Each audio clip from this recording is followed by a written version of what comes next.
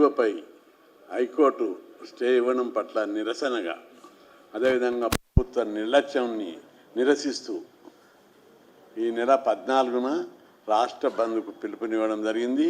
దాదాపు 22 బీసీ సంఘాలు సమావేశమై ఇది బీసీలకు తీవ్రమైన అవమానం, హైకోర్టులో వేసిన కేసు ఏ విధంగా స్టే ఇస్తారు, బలమైనటువంటి జనాభా ఉన్నటువంటి బీసీలకు ఇచ్చిన రిజర్వేషన్లను జీవో ఇచ్చారు.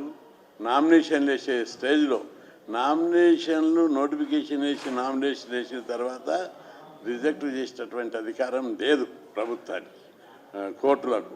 అయినా ఇచ్చారు. దీన్ని నిరసిస్తూ ఈ నెల 14న రాష్ట్ర బంద్కు పిలుపునివ్వడం జరిగింది.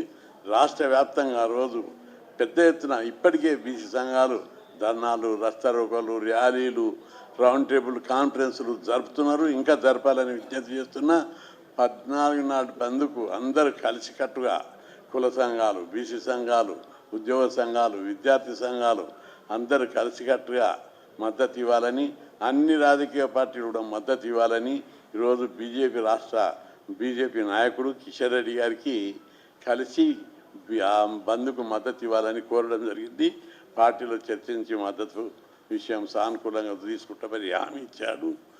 ఈరోజు రాష్ట్ర ప్రభుత్వం కోర్టు బీసీల నోటికాడి ముద్దను లాక్కుంది.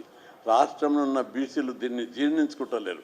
పెద్ద ఎత్తున దీనికి వ్యతిరేకంగా ఉద్యమించాలి. తెలంగాణ ఉద్యమం ఎట్లా వచ్చిందో బీసీ ఉద్యమం కూడా అదే తీవ్ర స్థాయిలో వస్తుంది. బీసీలు, కుల సంఘాలు, బీసీ సంఘాలు, నాయకులు పార్టీలకు అతీతంగా, రాజకీయాలకు అతీతంగా, కులాలకు అతీతంగా ఉద్యమించడానికి సిద్ధంగా ఉన్నారు. ఇది బలమైన కేసు. ఒకవైపు జీవో తీశారు, అసెంబ్లీలో బీజేపీ పార్టీ మద్దతు ఇచ్చింది, అన్ని పార్టీలు మద్దతు ఇచ్చాయి, కిషన్ రెడ్డి గారు మద్దతు ఇచ్చారు, పార్టీ పరంగా రామచంద్రరావు కూడా మద్దతు ప్రకటించారు. అన్ని కోణాలలో అన్ని పార్టీల మద్దతు ఉంది. అన్ని వర్గాల జనాభా లెక్కలు ఉన్నాయి, డెడికేటెడ్ కమిషన్ సిఫార్సులు ఉన్నాయి.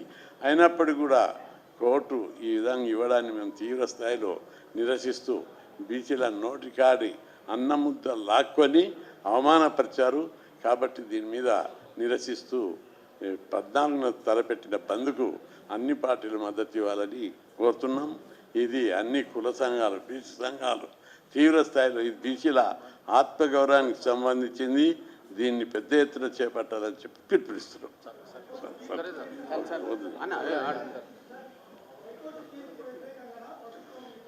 ప్రభుత్వ నిర్లక్ష్యము తీర్పుకు నిరసన. అదే వారికి మొదటి 2 రోజులు ఇవ్వలేదు. గవర్నర్ దగ్గర కాదు. మీకు ఒకటి చెప్పాలి ఎగ్జాంపుల్. 1980లో అది అప్పుడు ప్రైవేట్ కాలేజీలో రిజర్వేషన్లు లేవు. నేను కొట్లాడినా 80లో, అంటే 45 ఏళ్ల కింద. అప్పుడు ప్రభుత్వం ముఖ్యమంత్రి చెన్నారెడ్డి ఉన్నాడు, జీవో తీశాడు. అసెంబ్లీలో తీర్మానం లేదు, క్యాబినెట్లో తీర్మానం లేదు, ఆర్డినెన్స్ లేదు, చట్టం చేయలేదు. ఖాళీ జీవో తీస్తే హైకోర్టులో వేస్తే కేసు గెలిచింది. ప్రభుత్వానికి పూర్తి అధికారాలు ఉన్నాయి. డిపెండ్ కూడా గట్టిగా చేయాలని నేను ప్రభుత్వం మీద, వ్యవస్థల మీద ఒత్తిడి పెంచడానికే ఈ బంద్.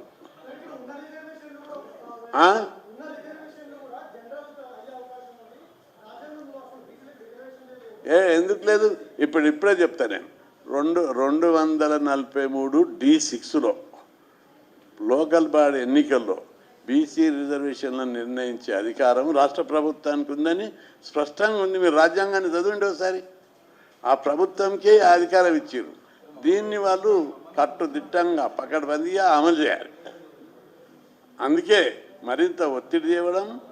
దీన్ని బీసీలు అంటే చిన్న చూపు జరుగుతుంది, బీసీలు అంటే లెక్కలేనితనం ఉంది, బీసీల సత్తా ఏమిటిదో చూపెడతాం. అందుకే ఈ ఉద్యమం మరింత ఉధృతం చేస్తాం.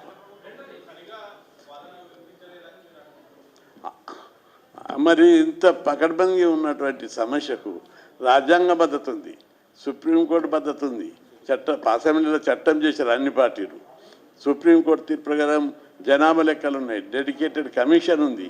ఈ వాదనలన్నీ గట్టిగా వినిపించాలి. రెండవది, తీర్పు కూడా 30 సంఘాలు వేశాయి. ఒకరోజు ముందు మేము స్టే ఇవ్వమన్నది కోర్టు. సేమ్ డే తెల్లారే మధ్యాహ్నం దాకా స్టే ఇవ్వమని అడిగితే కూడా నో అన్నారు. అందరి వాదనలు వినిపించాలి 30 సంఘాలే అని చెప్పాం. సరే అని చెప్పారు. వాదనలు వినిపించకుండా 30 సంఘాలను లెక్క చేయకుండా వాదన వినిపించకుండా స్టే ఎట్లిస్తారు? మీకు కనిపిస్తుంది